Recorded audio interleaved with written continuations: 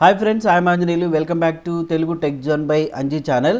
మరి ఈ రోజు అయితే మనం మైక్రోసాఫ్ట్ ఎక్సెల్లో ఎంప్లాయీస్ శాలరీ స్టేట్మెంట్ అనేది ఎలా తయారు చేసుకోవాలనేది ఈ వీడియోలో అయితే తెలుసుకోబోతున్నామండి. మీరైతే ఈ వీడియోని చివరి వరకు చూడండి, స్కిప్ చేయకుండా. మరి మన ఛానల్ని సబ్స్క్రైబ్ చేసుకొని వాళ్ళు సబ్స్క్రైబ్ చేసుకొని బెల్ ఐకాన్ యాక్టివేట్ చేసుకోండి, లేటెస్ట్ అప్డేట్స్ అన్ని కూడా పొందొచ్చు. చూడండి, దీనికి సంబంధించినటువంటి ఇప్పుడు నేనైతే ఎంప్లాయీ శాలరీ స్టేట్మెంట్ అని టైప్ చేస్తున్నా. తర్వాత కింద వచ్చేసి ఎంప్లాయీ ఈఎంపీ నెంబర్ అయినా కూడా పెట్టుకోవచ్చు. మీరు ట్యాబ్ కొట్టిన తర్వాత నెక్స్ట్ సెల్లో చూడండి ఎంప్లాయీ నేమ్, మరి ట్యాబ్ ప్రెస్ చేస్తున్నా. డెసిగ్నేషన్ వాళ్ళు ఒకవేళ డిపార్ట్మెంట్ కావాలనుకుంటే డిపార్ట్మెంట్ టైప్ చేయొచ్చు. నెక్స్ట్ వాళ్ళకు వచ్చేటువంటి బేసిక్ పే ఇది ఎంటర్ చేయాలా. వాళ్ళకు ఏవైతే అలవెన్సెస్ వస్తున్నాయో అవన్నీ గ్రాస్ కిందకి వేసుకోవాలి. గ్రాస్ అని టైప్ చేసి ఇక్కడ ఎంటర్ ప్రెస్ చేయగానే గ్రాస్ కింద మీరు హెచ్ఆర్ఏ అంటే హౌస్ రెంట్ అలవెన్స్, కొంతమందికి టీఏ ఉంటుంది ట్రావెలింగ్ అలవెన్స్ అని, కొంతమందికి వచ్చేసి డిఏ ఉంటుంది అంటే డిఎన్ఎస్ అలవెన్స్ అంటే తిండి ఖర్చులు. ఓకే, కొంతమందికి ఏమో ఈ సిసిఏ అని ఉంటుంది, ఈ అలవెన్సెస్ ఉంటాయి.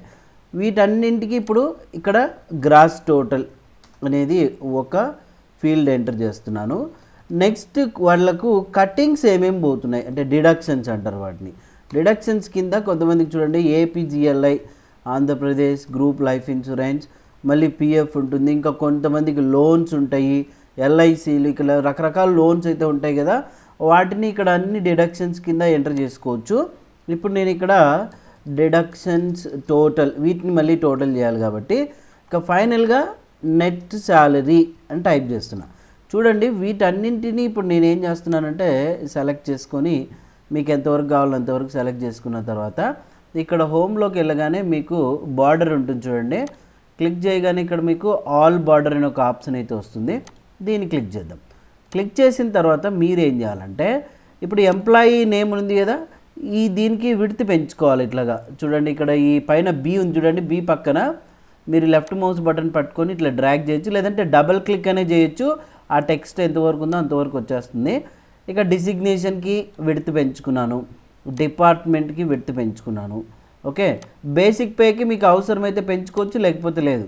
ఒకవేళ ఇది సైజు చూడండి సెలెక్ట్ చేసుకొని ఫాంట్ సైజు 12 పెట్టుకున్నాను. సో చూడండి, ఇప్పుడు ఈ హెచ్ఆర్ఏ టీఏ డిఏసిసిఏ ఉన్నాయి చూడండి, దేనికి సంబంధించింది గ్రాస్కి కదా. ఇప్పుడు ఈ సెల్స్ అన్నీ కలిపి ఒకే సెల్గా మార్చాలా. సెలెక్ట్ చేసుకొని మీరు ఏం చేయాలంటే ఇక్కడ హోమ్ ట్యాబ్లో అలైన్మెంట్ గ్రూప్లో మర్జ్ అండ్ సెంటర్ ఉంటుంది, క్లిక్ చేయండి. చూడండి మర్జ్ అయిపోయింది కదా. సేమ్ ఇక్కడ ఏపీజీఎల్ఐ పిఎఫ్ లోన్ ఇక్కడ చాలా ఉంటాయి, మీకు ఎన్ని కావాలంటే అన్ని ఏవేవైతే మీ కటింగ్స్ అవుతున్నాయో వాటిని పెట్టుకోండి. ఇక్కడ వీటిని మూడింటిని సెలెక్ట్ చేసుకొని ఇప్పుడు మర్జ్ అండ్ సెంటర్ క్లిక్ చేస్తున్నాం.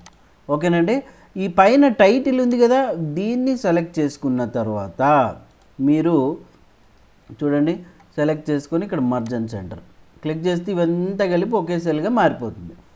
మరి నేను మ్యాటర్ ఎక్కడి నుంచి టైప్ చేస్తున్నా, ఇక్కడ నుంచి నంబర్ 1. సో ఇప్పుడు నేను ఆ టెక్స్ట్ని టైప్ చేస్తున్నాను. డెసిగ్నేషన్ సీనియర్ అసిస్టెంట్ అందాం, డిపార్ట్మెంట్ ఏదో ఒకటి హిస్టరీ ఏదో సంథింగ్ టైప్ చేస్తున్నా.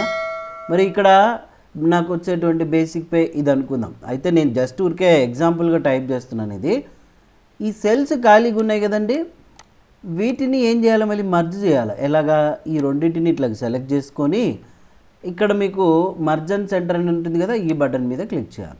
మళ్ళీ ఈ రెండింటిని సెలెక్ట్ చేసుకోవాలి. ఇక్కడ మీరు మర్జ్ అండ్ సెంటర్ అని చూడండి, క్లిక్ చేయండి. సెలెక్ట్ చేసుకొని ఈ విధంగా ఆ రెండు సెల్స్ ఏమైపోతాయంటే చూడండి ఇట్లాగా మర్జ్ అయిపోతాయి అన్నమాట.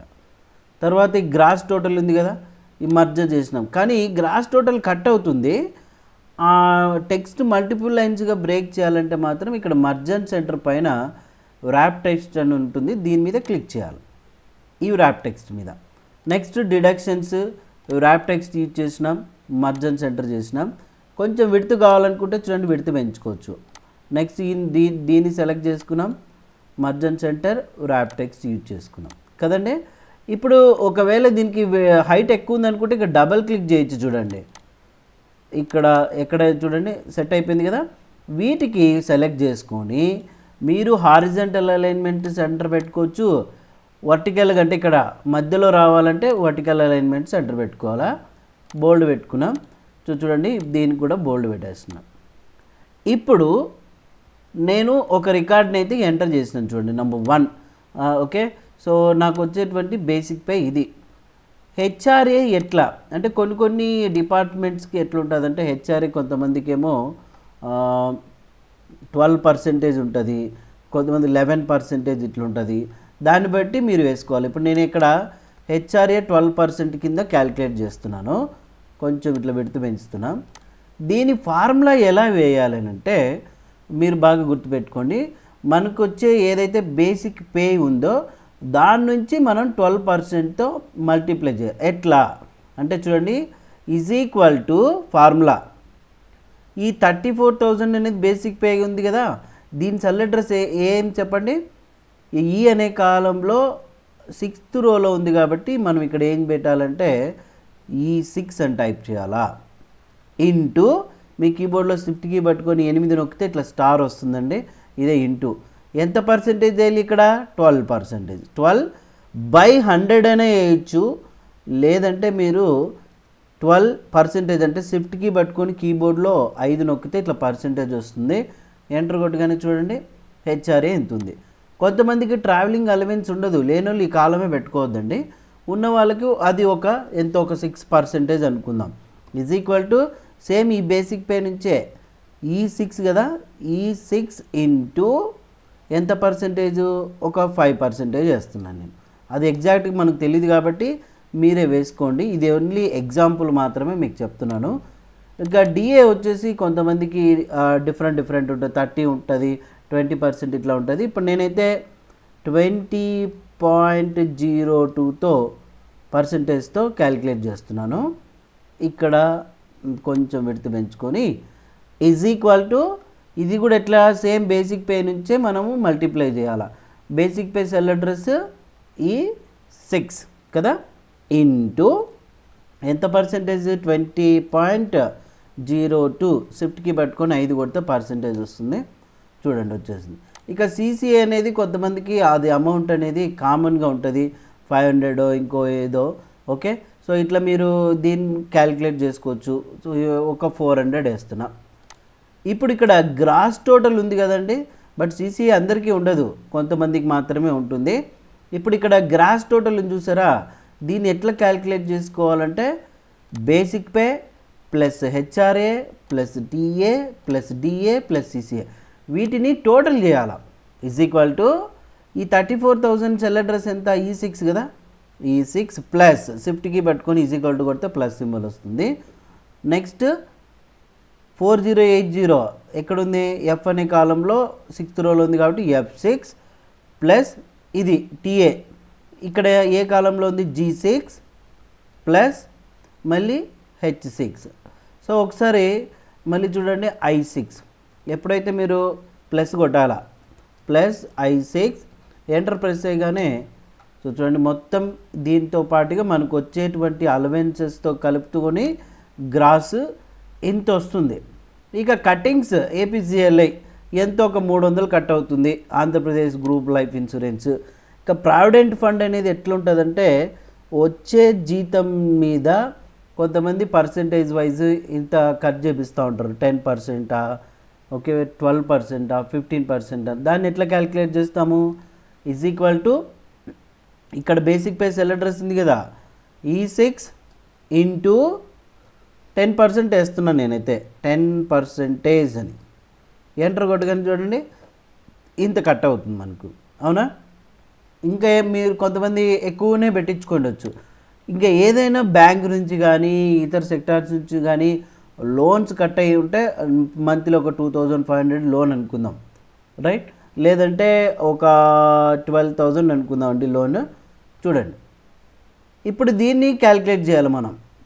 డిడక్షన్ టోటల్ ఎట్లా అంటే is equal to APGLI plus PF plus loan, వీటిని క్యాలిక్యులేట్ చేద్దాం.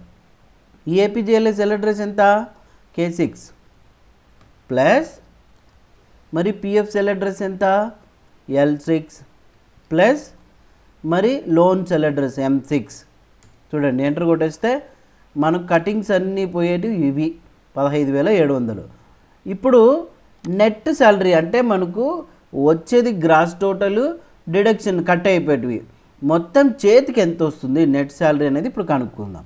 చూడండి ఈజ్ ఈక్వల్ టు ఇక్కడ గ్రాస్ టోటల్ సెల్ అడ్రస్ ఎంత J6 కదా. చూడండి J6 మైనస్ మనకు కట్ అవుతుంది కదా డిడక్షన్ టోటల్ ఇంత వచ్చింది. సో దీని సెల్ అడ్రస్ ఏంది N6 కొడితే నీ చేతికి వచ్చే అమౌంట్ ఇదనమాట. ఈ రకంగా ఎంప్లాయీ శాలరీ స్టేట్మెంట్ అనేది మీకు వచ్చేటువంటి బేసిక్ పేని బేస్ చేసుకొని మీకు ఆల్రెడీ ప్రతి ఒక్కరికి పే స్లిప్స్ అయితే వస్తుంటాయి. ఆ పే స్లిప్స్ని బేస్ చేసుకొని ఎంత పర్సంటేజ్ కట్ అవుతుంది అని దాన్ని బేస్ చేసుకొని మీరైతే ఇట్లా ఎంప్లాయీ శాలరీ స్టేట్మెంట్ని అయితే ఎక్సెల్లో చెక్ చేసుకోవచ్చు. మీరు కూడా ఒకసారి అయితే ట్రై చేయండి. రాని వాళ్ళు ఇంకా స్టూడెంట్స్ కానీ ఎవరికైనా కానీ ఇదైతే బాగా ఉపయోగపడుతుందనే ఉద్దేశంతో ఈ యొక్క వీడియో అయితే చేయడం జరిగిందండి. ఒకవేళ అర్థం కాకపోతే వీడియోని మళ్ళీ రిపీట్ చేసి వినండి. మరి నచ్చితే మాత్రం లైక్ చేయండి, కామెంట్ అయితే ఇవ్వండి. సబ్స్క్రైబ్ చేసుకొని వాళ్ళు సబ్స్క్రైబ్ చేసుకోండి, షేర్ చేయండి. Thank you.